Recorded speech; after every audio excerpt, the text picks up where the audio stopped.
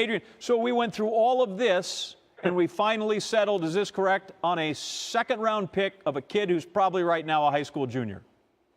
2020 second-round pick that Boston controls from I believe it's 2015 trade with the Miami Heat. That will go to Cleveland, and now the deal is agreed to. Kyrie Irving to the Boston Celtics, and Isaiah Thomas, Jay Crowder, Ante Zizic, and the 2018 first-round pick from the Brooklyn Nets, which will be unprotected, goes to Cleveland. And finally, over a week after both teams agreed to terms, they really agreed to terms now. All right, how long did it take to hammer this part out? Because it seems like minimal compensation to solve what we played up as a very large problem.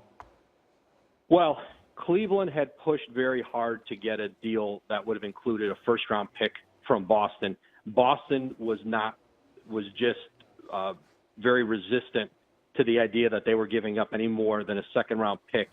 And essentially it was a game of chicken in the end. Neither team could really afford for this deal to blow up. The consequences for both organizations would have been tremendous. And it's a negotiation. Cleveland pushed as long and as hard as they thought they could and realized that Boston had gone as far as it was going to go. And instead of pushing this to the 10 a.m. deadline that was out there on Thursday morning, they agreed tonight to go with the second rounder. And that ends up being the additional compensation that Cleveland gets because it felt that Boston hadn't been fully forthcoming on the injury to Isaiah Thomas's hip, that he was going to be out longer than they originally suspected, and they wanted to be compensated for that.